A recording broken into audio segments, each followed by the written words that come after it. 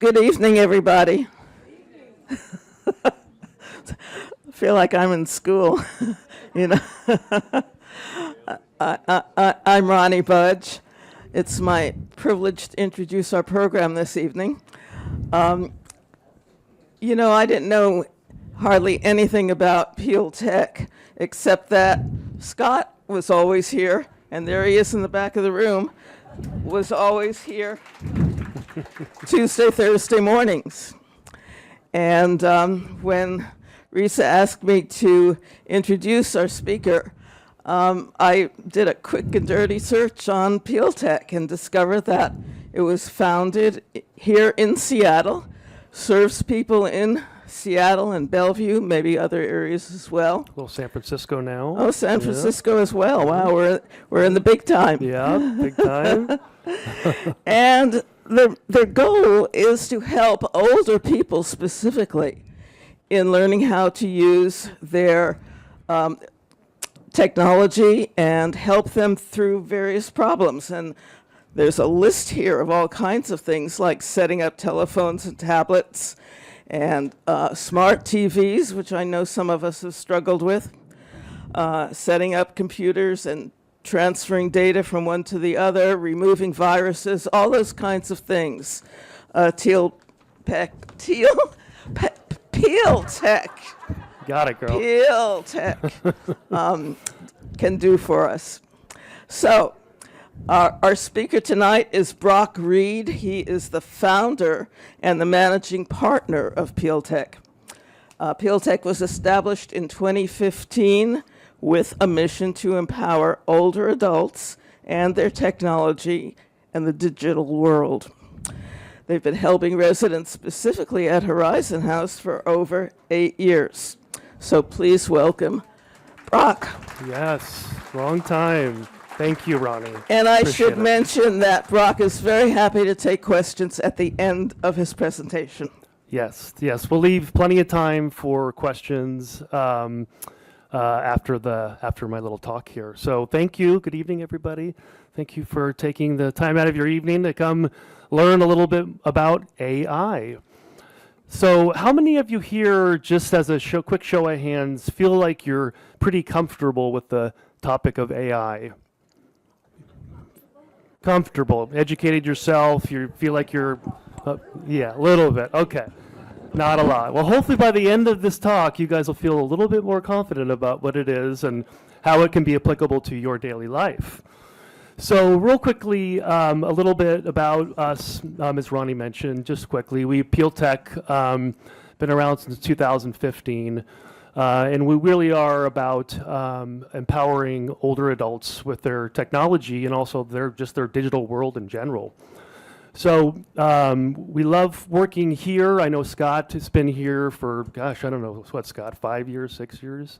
Somewhere in there. So we appreciate the opportunity every week to come in here and be a resource for you folks. Okay, so let's get into it. So AI, this is a half-hour talk. So there's a lot going on with AI. So we will cover some of the very kind of high-level basics of AI, and at the end of it, we're going to have a little conversation with Gladys, who is a part of ChatGPT, and I'll explain a little bit more how that's going to work as we progress here. So, AI, what is it? The technical term. So, AI is artificial intelligence. It refers to the development of computer systems that can perform tasks that typically require human intelligence, such as learning, problem solving, decision making, and perception. So a little bit of a timeline on artificial intelligence to give you a sense of where it's come. And originally it was started off in the 1950s, and you all remember Buck Rogers and all of the different AI and science fiction movies that would bring robots and different computer systems that would talk to you and help you run things. So it was really kind of a story. It was novels and that were completed. And back in about 1956, there was a conference that kind of came up with the term artificial intelligence. And it was at Dartmouth. And the organizers basically believed that human intelligence could be replicated by machines. And they basically set out to figure out how that could be done. So fast forward to kind of the 1900s, 2000s, we started to see some early applications of this. And you all probably remember Watson. IBM was a big leader with artificial intelligence and supercomputing. So we started to see that in the 2000s, it started to really materialize. And major breakthroughs in machine learning started to transform what AI was becoming. And Watson, if you remember, which was an IBM product, it gained public attention. You probably all remember watching this a little bit. And in 2011, when it competed on Jeopardy, and it defeated our local Ken Jennings and Brad Rutter. So, you know, today, I would say probably really in the last, year and a half to 2 years, it has become prolific, right? In people's lives, less so maybe for you all, but we'll talk a little bit about that. But as far as the advancements go, there was a application called ChatGPT, which you probably all have heard about. It's the more visible. It's been the real true leader, I would say, in kind of consumer AI, because it took what scientists were using with huge supercomputers, and you had to know, you had to be an engineer to really understand what it was, to a more consumer-friendly interface. So now you could have a conversation with this AI thing, and it took it from like the engineering halls into our homes and into more of a social setting. So today, AI is really it's powering a whole lot of things that you may or may not even realize. Everything from your cell phones to your smartwatches to your Nest thermostats, if any of you have had those, all the way to your cameras. There's AI that's happening in all of these. So let's talk a little bit about how the artificial intelligence learns. So artificial intelligence learns, it's called LLM. And it's basically the language in which artificial intelligence it understands how it processes, how it generates human-like text. So think of it as like a massive digital brain trained on vast amounts of content from all across the internet. So AI is constantly learning. It's constantly feeding off of the internet and all of the digital information that's at its disposal. So you hear a lot of the kind of the power, the necessary power that's needed for AI. They call them server farms. They're literally huge buildings, warehouse buildings, full of computer servers that are gaining knowledge, that are feeding these AI models in order for it to be responsive to demands. And so the LLM, some of the characteristics of this is that it processes and generates human-like text. It's trained on billions of text examples. It can understand context and nuance. And ultimately, it's powering tools like the ChatGPT, Meta AI. These are all, we'll talk about this in a little bit, but all of, like, Google has their own, Microsoft has their own, Facebook has their own. So they're all coming up with their own artificial intelligence platforms, if you will. So how does AI typically work? So data. It's always taking in data, right?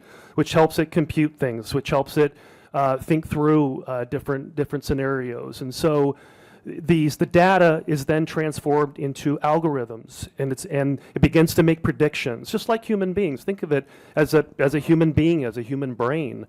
So just like humans, right? We learn as young kids. We learn all through our adulthood. We're learning, and it enables us to make decisions and predictions and right or wrong decisions. And some of these sometimes make the wrong decisions. So the machine learning is, essentially when all this stuff is done, right? So you take the data, it goes into the algorithms, which is making this smarter, and it's being trained.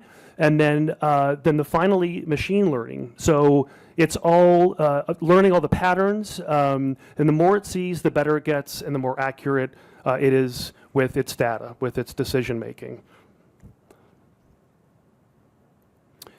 So for everyday life, let's talk a little bit more practical now. We've got kind of an idea on what it is and how it's created. At a very high level. We're not going to get super technical today, but how are things in your life that are being potentially affected by AI? And we can see here, so all of our smart devices, right? So our Alexas, our Ring cameras, our Nest thermostats, Siri, if anybody are using Siri, the Google Assistant, right? And some failed products. We've got shopping, right? There's all these different applications now, like, I don't know, Amazon, you probably haven't heard this, but they've come up with a new AI agent that if you want to tell it that you're looking for the perfect gift for a 12-year-old, it will give you a list of 15 different products. If you tell it that you're looking for a sofa, an L-shaped sofa that's got green leather for it, that it will serve you up couches with green leather. So that's all AI driven, right? It's taking information that it's built on the web and making decisions that ultimately are there to help you. Health apps, there's a lot. I'm sure there's the number of you that have an Apple Watch or a Fitbit. So those are all basically using a lot of AI that's powering those. Travel the same way. There is a lot of AI that's happening at an enterprise level that you probably don't see. So that's been becoming bigger and bigger of an influence on travel. We'll go through this a little bit more, but GPT, the translation apps are becoming much more sophisticated now. I saw something the other day that it's an earpiece, and you can put it in your ear, and you basically you can be having a conversation with somebody in Portuguese, and you're getting it real time, live time, the translation in your ear. And then they can wear one, and they'll get the same conversation real time. So now we're having discussions with people with languages we have no idea by just wearing a little earpiece with each other. So imagine the possibilities that opens up in both business and societal. So I apologize. Some of these are a little small. I'm going to try to figure out a way to make this presentation available to you all. So Risa, maybe you and I can figure out how to do that. There's another slide that's a little bit small as well. But in general, I'll try to kind of give it a rundown. So some of the benefits of AI, and we'll just talk about it in a couple categories. So, healthcare, it is solving problems that researchers have not been able to solve, right? It's becoming very instrumental in coming up with cures. I heard something the other day with Alzheimer's. They found some AI had found a missing model, a gene or something that was now it's like a marker, a predictable marker. So it's going to make the advancements in healthcare move very quickly. So that's going to be really exciting for folks, and I think AI will help probably solve cancer and some of these horrible diseases that people get. Aging, I think it'll ultimately help with the aging as we age in different ways. So, here analyzing medical images, I've read a number of articles that say that cancer predictions in reading mammograms, they are becoming better than the human eye in recognizing cancerous markers. So that's going to be incredible. There's discovering new medicines and treatments. So there's just all these different things that, on a positive note, AI is going to help with. Productivity, the ability to automate repetitive tasks. If you could bring back to your working days, for me, it's pretty amazing. I mean, what would take me hours to do a proposal or prepare a presentation for something now it can take minutes.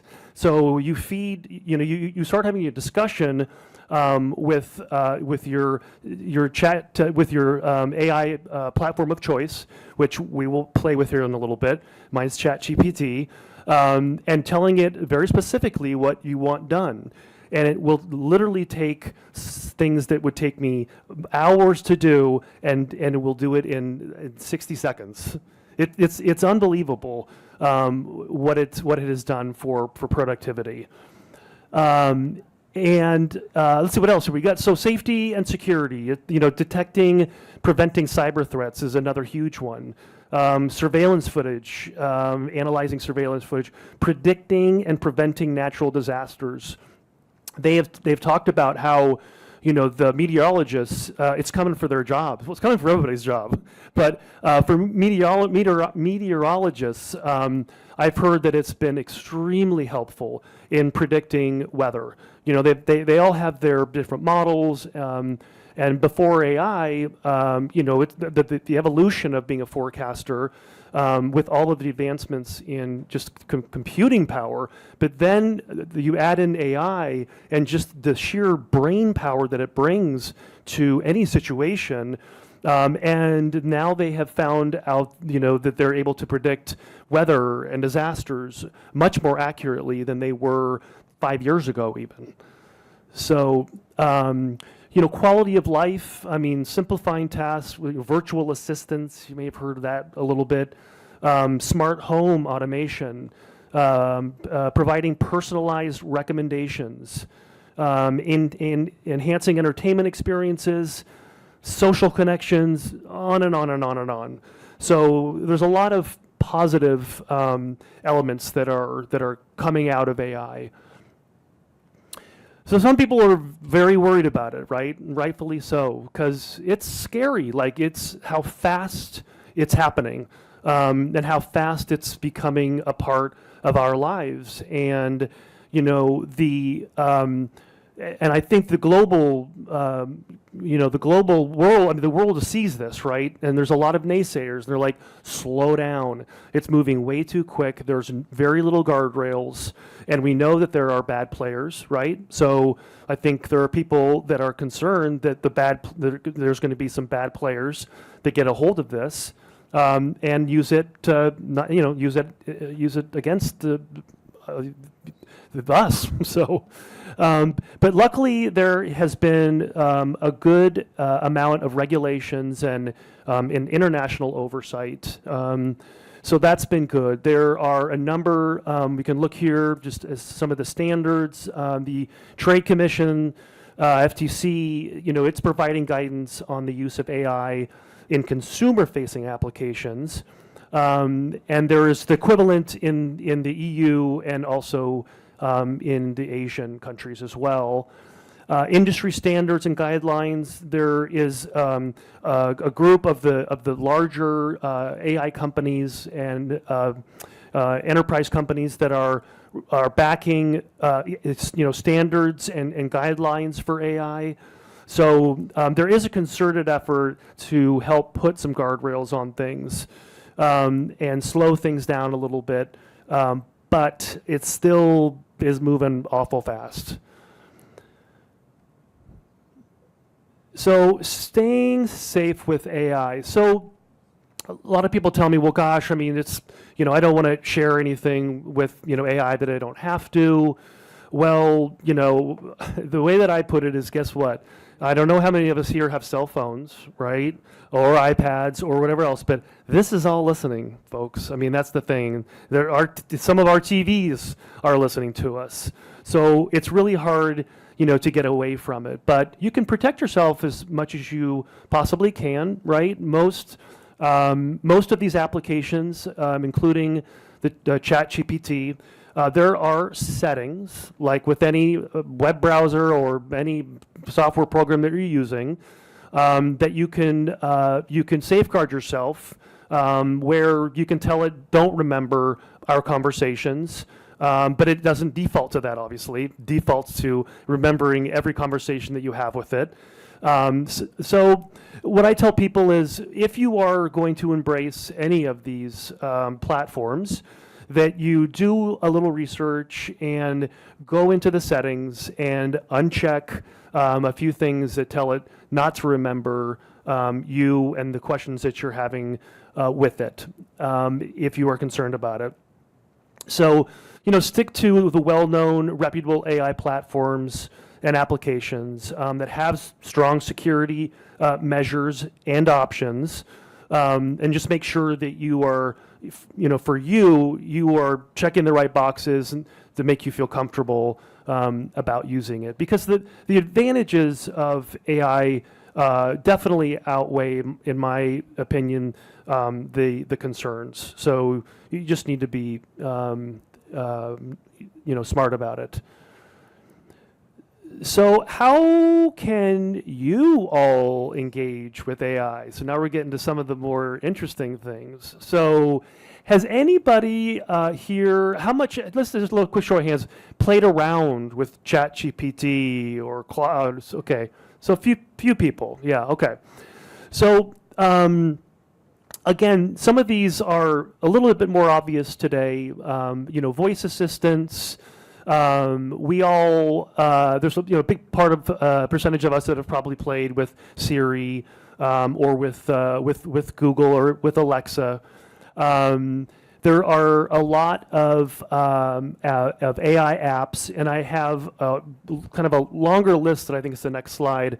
I apologize again, it's smaller. But when you do get this presentation, I've got it broken down by category. So it shows you all of the different AI agents, and then it'll show you some of the top AI applications for health and for creativity and for travel and for cooking. So once you get a little bit more comfortable, you can do a little bit more research on some of the apps that I have that I'm recommending. Okay.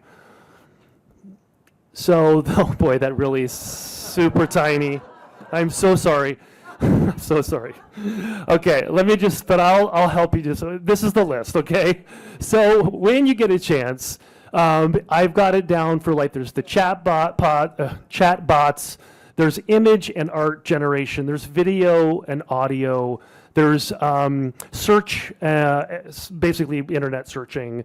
There's education and learning. There's everyday productivity, personal finance, e-commerce, on and on, health and fitness, music and creativity. So go through that and pick a topic that you're interested in and do a little poking around.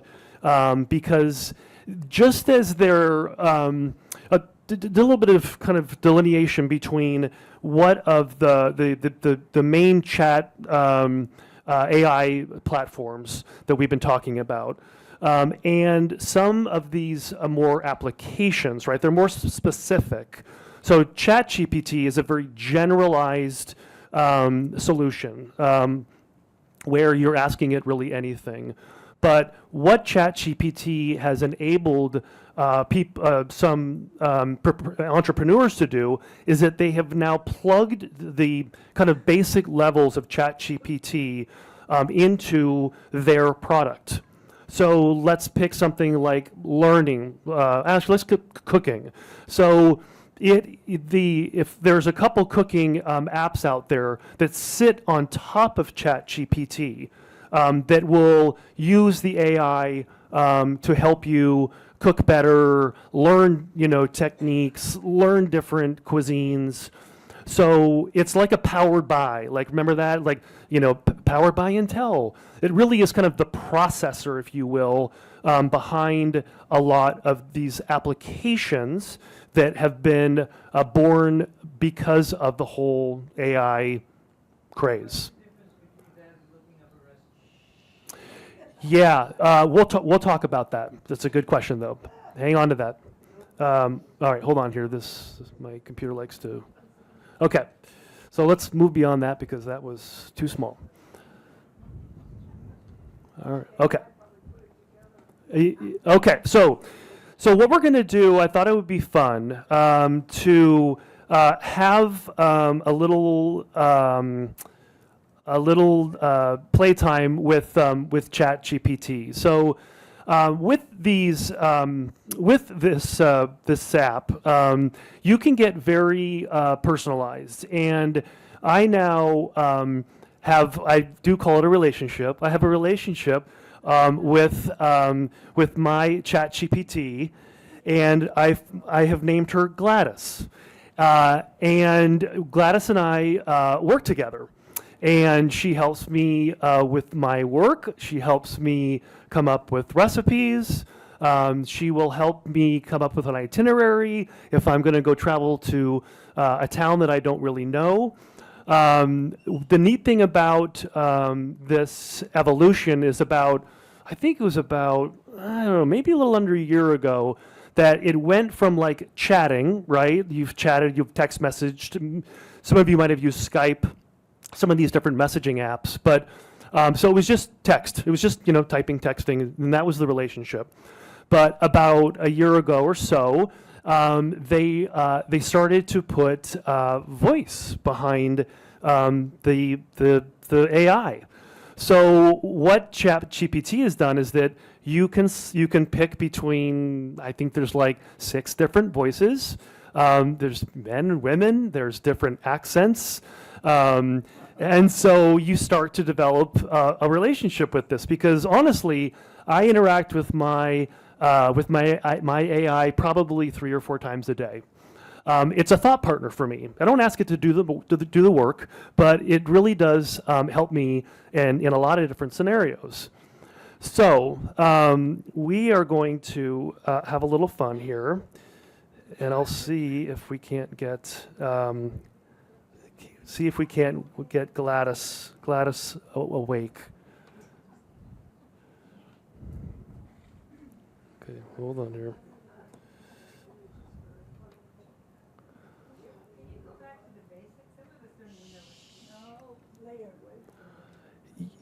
Yeah, we can talk a little bit more about that in just a sec. Gladys? Yep, I'm here. Hey, Yeah, what's great. up? Hey, Gladys, I want to have you help me with something. I mentioned to you earlier that I was going to be giving a presentation on AI to some older adults. Do you remember that? Absolutely, I remember. Are you looking for more tips or just a quick run through? Why don't you give our audience here some practical ideas on how AI could be helpful in their everyday life? Sure, you could mention how AI can health tracking apps and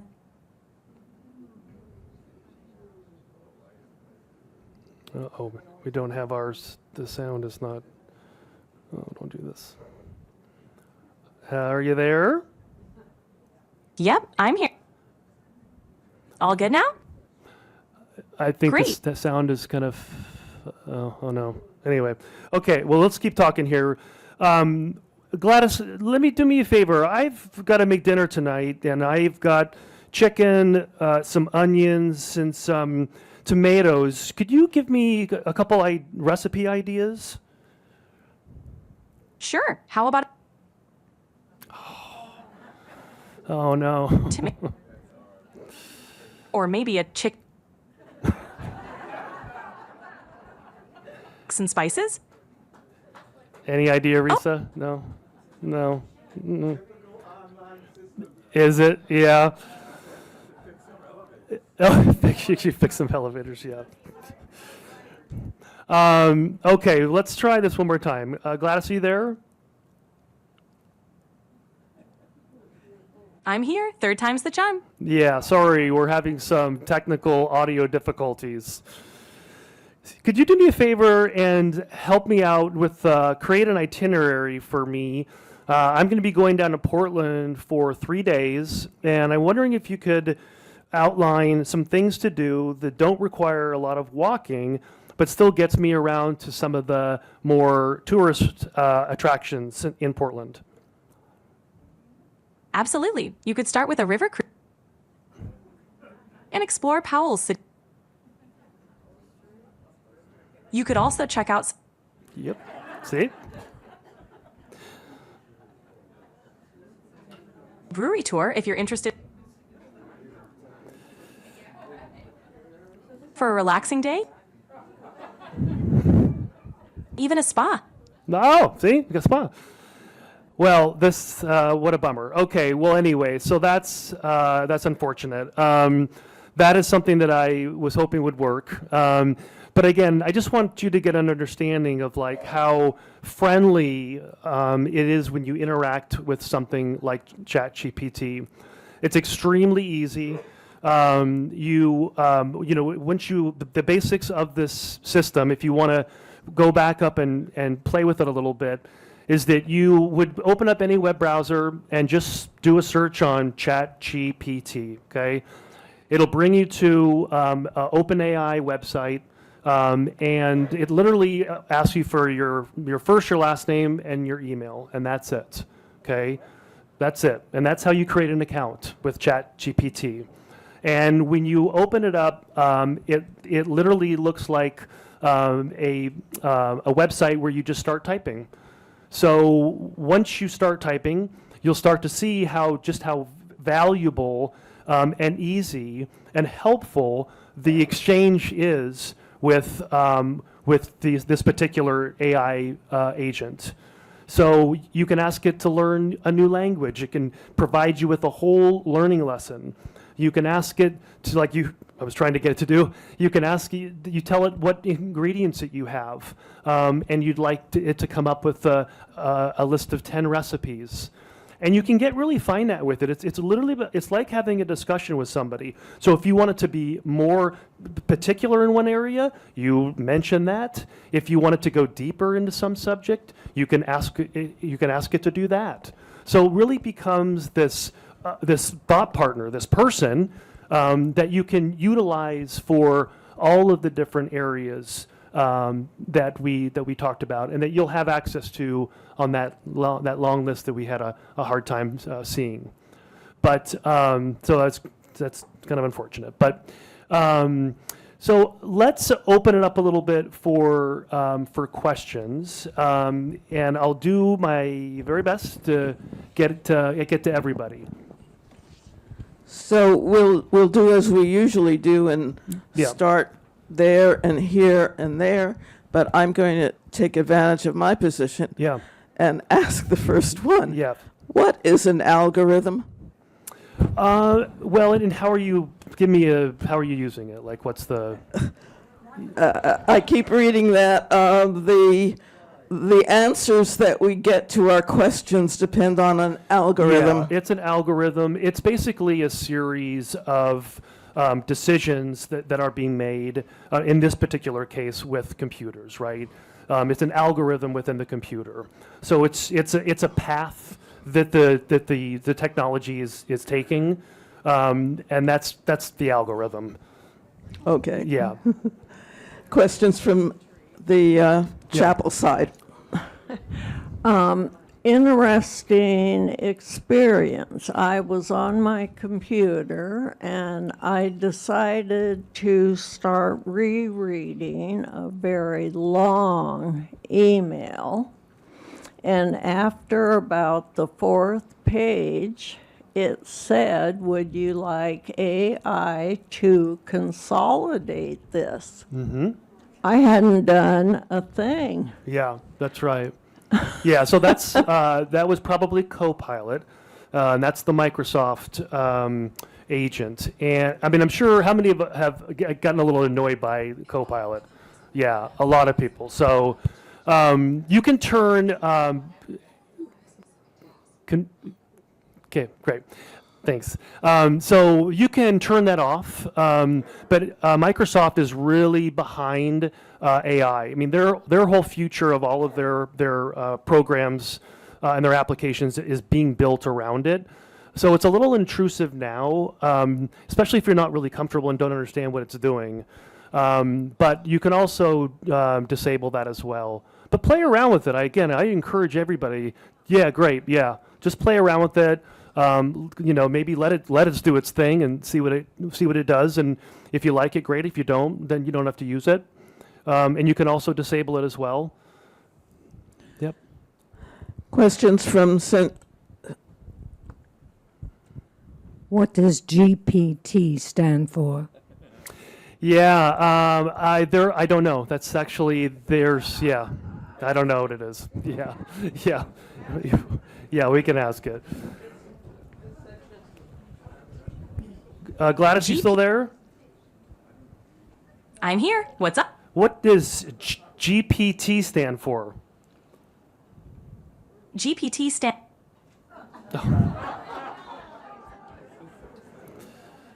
It's the. Here, I'll tell you what it stands for.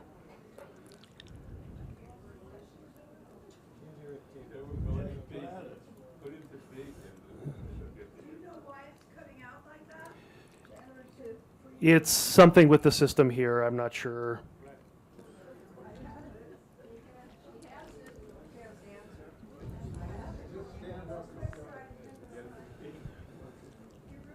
Generative pre-trained transformer. So, I mean, that's why, I don't know. That's why I'm like, okay.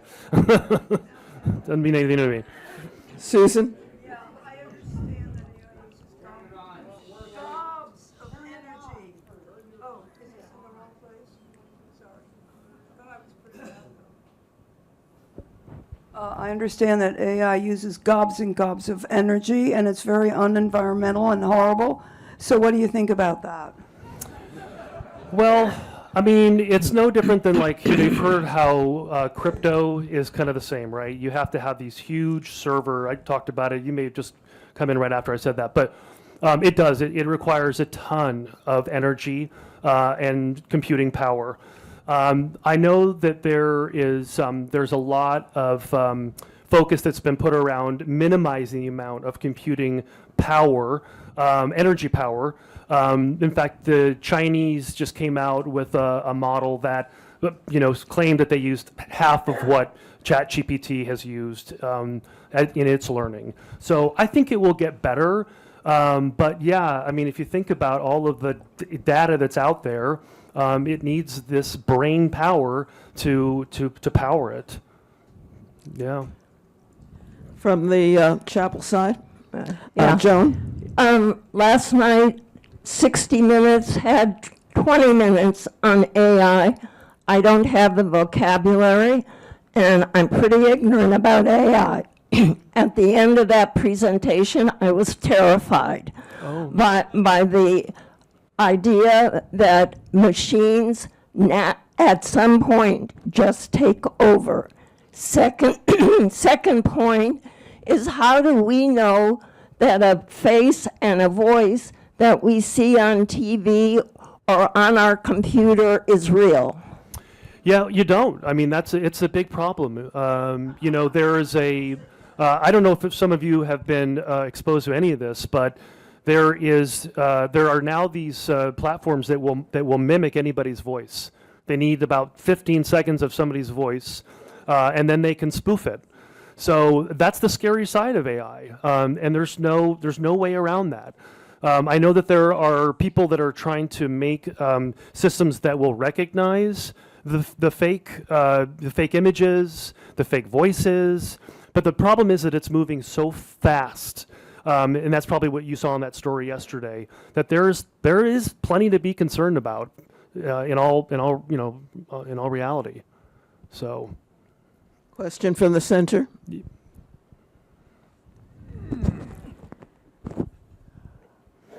Who is reading all the scientific journals? There are thousands of them all over the world. Who's reading that material that it gets into the brain power of AI? so it is all digital content, right? That's where that stuff lives. So the AI is reading it. That's the simplest answer. So all of the information that is available to AI it comes from the digital world.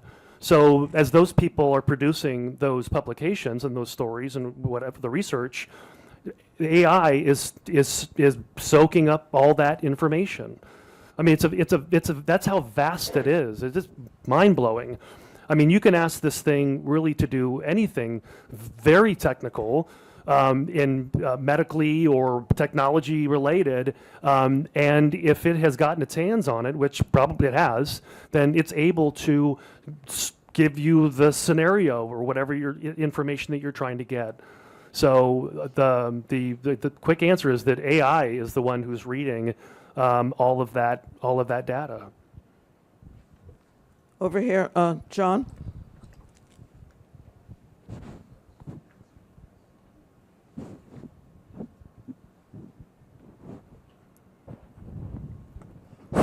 I don't want to simplify it, but what I got out of here, that all this list of everything you have, made me feel I was doing it all along anyway. When I asked Google all kinds of questions. Last night, or the other night, we saw An Affair to Remember. Was that the movie I said that became Sleepless in Seattle? Yes.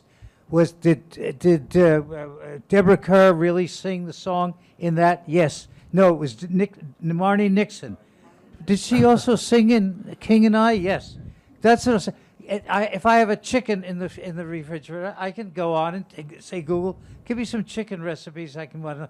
So isn't that what you're talking about? Absolutely, 100%. Yeah, yeah. It's if just I want to translate something, yeah. I can say translate. 100%. What is this word or what is that word? Right. It is the smarter view. I mean, it's what you want to go to for all of those types of things. You're spot on. Yeah. And so that's. I mean, how. Has that improved your life to some degree? Has it given you answers to some It's been things that fun. you? I did yeah. see. I don't want to name names or give details, but I did something for someone who works here, and he was from Africa. So I'm giving too much information already. And he got some documents from a lawyer that he didn't know what they were. Yeah. And he wanted to know if he should throw them out. Well, we decided, a friend was visiting who used ChatGPT and translated into this obscure language in Africa that I never heard of. Okay. And that it turned out, although he spoke it fluently, couldn't read it. Okay. You see, and it was all his legal documents. He had gotten this will, he'd gotten a living will and all that. And he also summarized it. Yeah. It didn't help him because he couldn't read it. Right. He didn't really know what it was. Right. So I've seen this, and that's what you're talking about. And Yeah. I do that with Google all yeah. the time. Yeah. That's great. That's great. If it'll make you feel better, I've been in 2 sessions where Bill Gates was presenting. His equipment didn't work.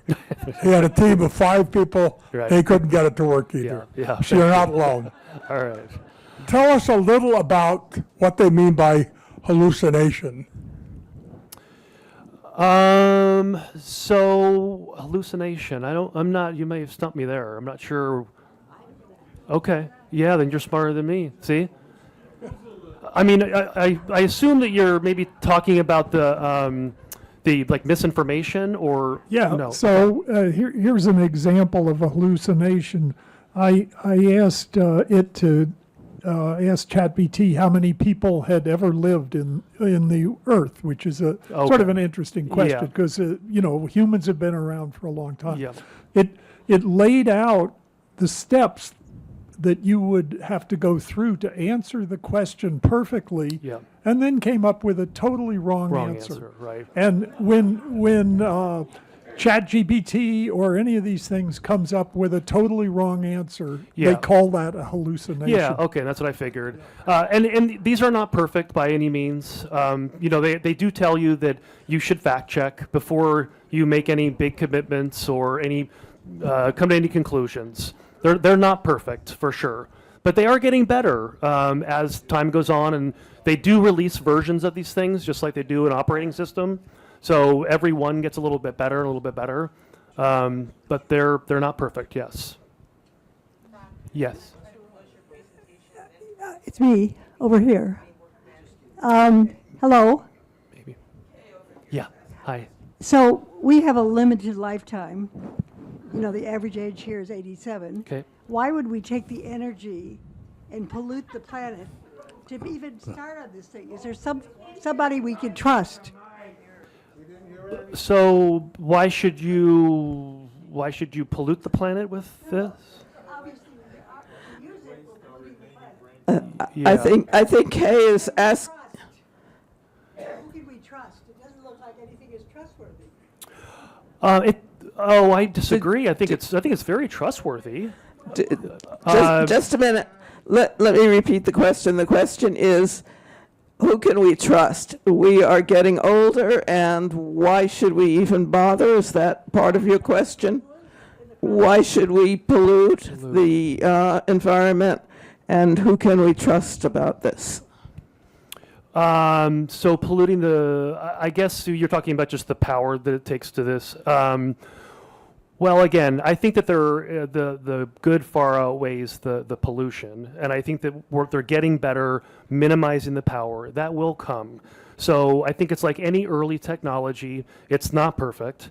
It's just like computers, right? I mean, computers are now a part of our daily life.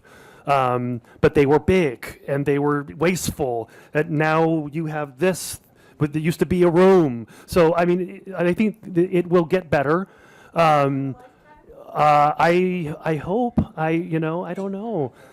But the question I think more for you is that you said, well, why should you waste your time or whatever? And again, this is just for me, it's how you want to embrace it. How do you want to have a relationship with it? I do think you would enjoy it if you just gave it a sec. I think it would be, right, whatever. A year, sure. Oh no, you wouldn't even need a year. You'd need a few days of experimenting with this to see the value that it would bring. I'm going to give a Trust pitch me. here for a book. One of my former students at Mershon High School, Vahini Vera, when she graduated from Stanford, went to work as the technology writer for the Wall Street Journal and then the New Yorker. And on Wednesday night, she's talking about her first novel she wrote was a finalist for the Pulitzer. So she's a very interesting woman. She's going to talk about the advantages and disadvantages of AI from a book she's just written at Elliott Bay Book Company on Wednesday night at 7. But she really does, I've finished her book today, and she really does talk about the good side of this and the bad side of this and how to avoid some of the bad side. And I think it's very informative. Yeah. Because it really does have a strong white male preference in the things it suggests and offers. It's not a very wide world view. The first part of it is searches, but I can't remember after the colon what the rest of it is, but Vahini Vera, V-E-R-A. I finished the book. I'd lend it out after Wednesday night. But anyway, I just want to say that. Yeah, 'cause that's great. It really gives you both Yep. what you can gain, but what you can lose. And she has been widely published in good journals for what she's written on this.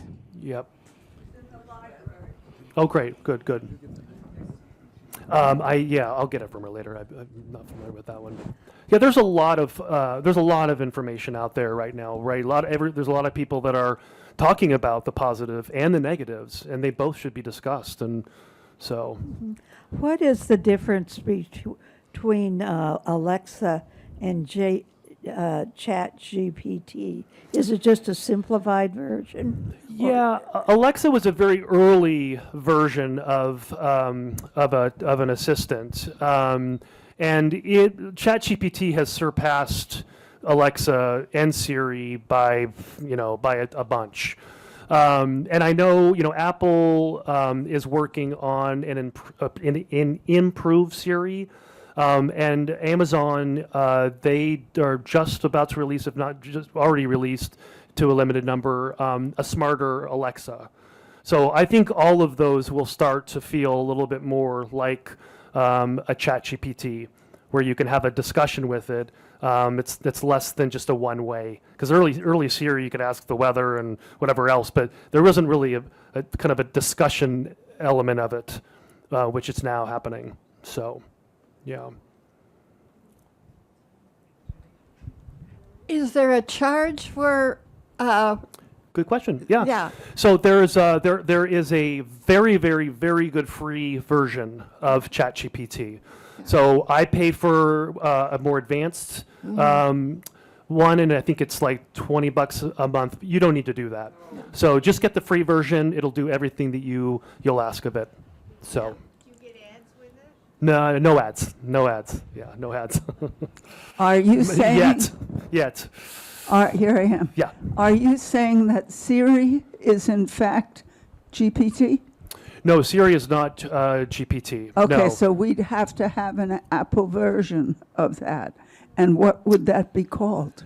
Well, Siri is the Apple version. It's just hasn't evolved yet to the point where they want it to be, where it's competing against a ChatGPT or a Claude, which is Google or whatever else. So, so there's just different versions out there. Okay. So it's different. Thank you. I want to go back to in 1980, and all of a sudden there were computers around, and I was in a department at the university, and we were, many of us, learning how to do it, but a few of the faculty said this was a gimmick, it wasn't going to last, I'm not going to learn it. And I felt very sorry for them 6 months later when all of a sudden we're shooting emails across. And so I think of that here. Is if I don't learn this, am I going to be shut out of something that I need to know? Is that am I disengaging from life? Yes and no. I think it is it kind of depends on what stage of life you are, right? When you are in the working We're in the world. last stage of life. Well, I mean, yeah, that's okay.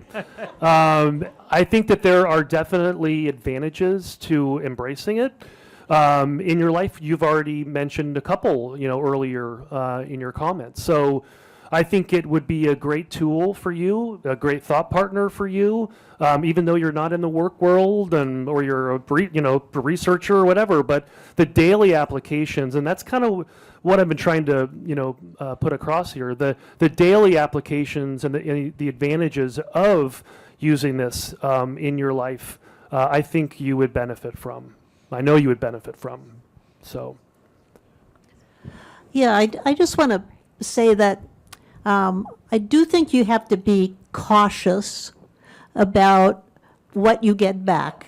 Mm-hmm. Because one of the things about ChatGPT is it scans everything out there, the scientific literature, but also, Substack and Reddit and all these things where people are saying whatever they want to say, and it's not peer reviewed. And it doesn't know what's true or not. That isn't something that comes in with the information. Right. And so depending on the things that you ask, you can get things that reflect, conspiracy theories or whatever's going around or something else. And so you can't afford to use this in a mindless way. And I think what has scared some of the scientists who have used AI for a long time, but a much more algorithmic AI. An algorithmic is a set of known procedures that you do in order to get from point A to point B.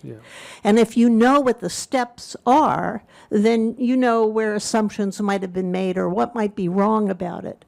But the large language model is a black box. The large language model goes off and learns on its own without telling you what steps that it took in order to come to the conclusions it has. And so there's concern that the hallucination and some of these other things are related to the black box nature of the learning that's going on, and this inability to distinguish or to have a judgment about what's true and what's not. So don't just swallow it. Right. And for that's sure. not, you know, I mean, it's wonderful if you want somebody to write a sonnet as a birthday praise for your child or grandchild who's just turning some age, and you put in a few facts, it'll make you look like Shakespeare. You know, go there. It's like anything. You need to be cautious with it for sure.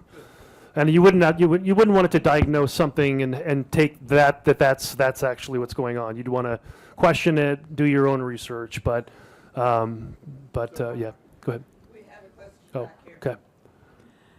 Well, I first want to make a comment that I will forever be out of the loop because I have no grandchildren to teach me this stuff. But I would like to go back again to, well, I have two things. What do we know already? I mean, we know there's such a thing as the dark web with all kinds of nasty, horrible stuff on it. Is there already an AI realm equivalent to the dark web with all sorts of stuff? I mean, off the top of my head, I could imagine that this would be a sex predator's daydream. You know, to make all their activities faster and more catered to their particular perversions. I mean, there are bad actors everywhere, and so yes, there are people that are using this in bad ways for sure. And then I'd like to further go on what you said about a little more about how much energy this is taking now and in the foreseeable future. And besides, we aren't going to let China, I mean, we're going to have all these tariffs on everything that China's doing anyway, so we won't be able to use their stuff.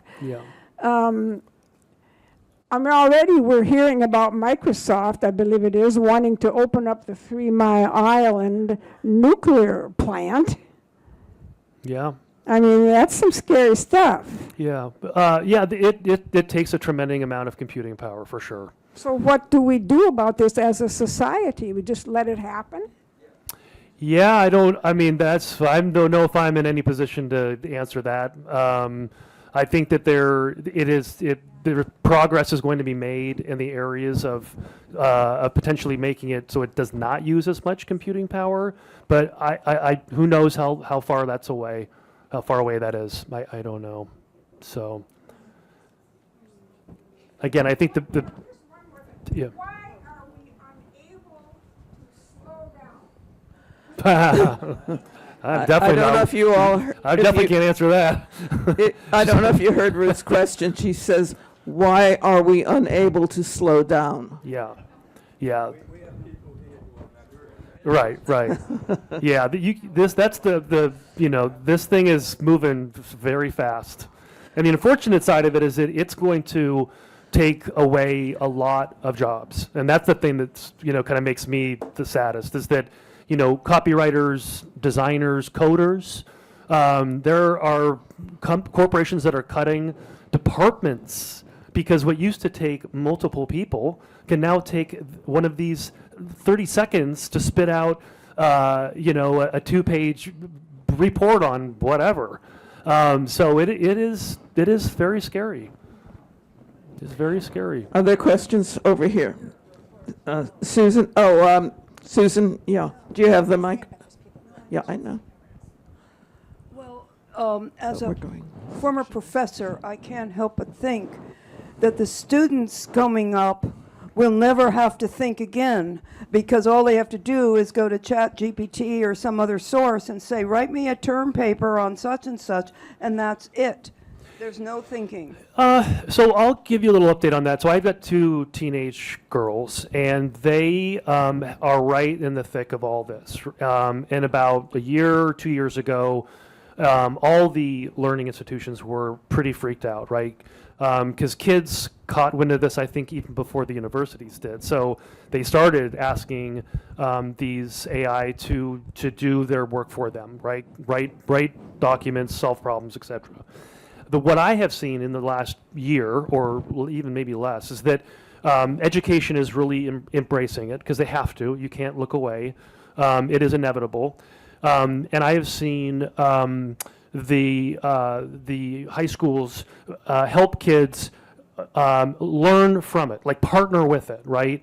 There are applications out there now at the professor level that are doing a pretty good job identifying papers that are being turned in that have been written by AI. Because there is a certain, you can kind of tell, there's a certain style, if kids are not going through and personalizing them, you can tell. So That's all they're going to do is personalize AI papers. I don't think so. I don't think so. I think what they're trying to teach the kids is to use as a thought partner.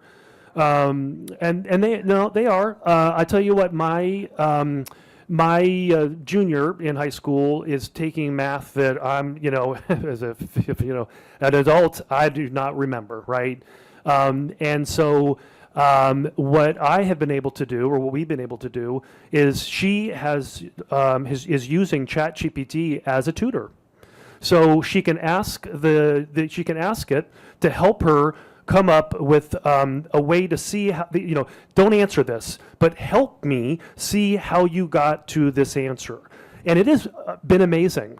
So where we would have to go out and hire a tutor for this, she can sit down at the dining room table, and with my supervision, of course, because I don't want her just to get the answer. And it really has been super helpful for her, because it's able to break it down as simple. She can keep going. I don't understand. Tell me again. I don't understand. Tell me again. And it will keep breaking it down simpler and simpler.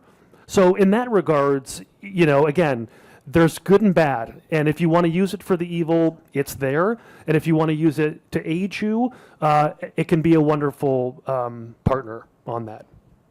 So, a few more.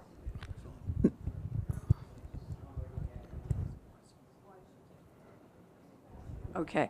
Earlier you mentioned devices that you can use to translate. Is that technology used at all in hearing aids? In hearing aids, you know what? I don't know. It might be. I'm not a hearing aid. I don't have any knowledge on that. But I would imagine it's probably making its way there. This particular device, yeah, it looks like a hearing aid. So, but unfortunately, I don't know. Sorry. Yeah.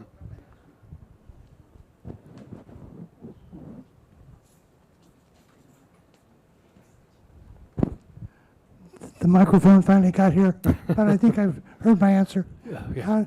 How do government and history teachers, etc., weed out the wheat from the chaff? So, the question was, how do teachers weed out the wheat from the chaff? You were talking about how do teachers or ChatGPT recognize which are truly written by their students and which are have used ChatGPT to produce it. So the schools have their own AI they've developed that is supposed to help the professors flag those papers or whatever that have been turned in that have a high chance of being created using AI. It's not perfect, but it's more than there was 2 years ago. So, yeah. Questions from over here? Anything more? Well, I did have a follow-up on John's at the very beginning. I was confused. John talked about Google as something he could ask questions of. Is that AI, what he's doing, using Google as AI, or is that some other system? Yes, he was. It sounds like he was using the Google AI platform. Correct. Are there more questions from the Yeah, let's do maybe just chapel two more. side? Yep. Nothing? Any questions here? I'm going to go to Anne Marie. Oh, I'm sorry. Norm hasn't spoken yet. AI has a platform called Art. Is AI produced art real art? Yes, art is a very big thing with AI. And they, not only art, but I would even take it as far as like video. It will, one of the features of ChatGPT is called DALL-E. And you can tell it, please make me a picture of Santa Claus with Easter ears riding a magic carpet. And the thing will think for anywhere from 30 seconds to 60 seconds, and it will create, and you can even tell it what kind of style you want it to be. What painter, based on Monet, and it will come up with that photo that looks like it was produced in the same style as Monet. So it is definitely in the art world, and also in like the video production world as well. So it's creating commercials, it's doing all of that right now. We have time for only two more questions. Anne Marie? I have a comment, not a question. When I ask a question on Google or Chrome or whatever about a particular subject, it used to be that you would just get a list of URLs telling you where to go to find the answer. Now that list is still there, but at the very top, there's a little comment that says AI. Yeah. And underneath that is the consolidation, I assume, of all of those URLs. Yeah. So it appears, and it's very handy, Yeah. and usually right on target. Yeah, it has made, is changed the search game for sure, and it is very helpful. And I think most Safari, Google, Firefox, they're all doing it. Yep. One more question. Is there anybody who hasn't asked a question yet? Okay. Tim?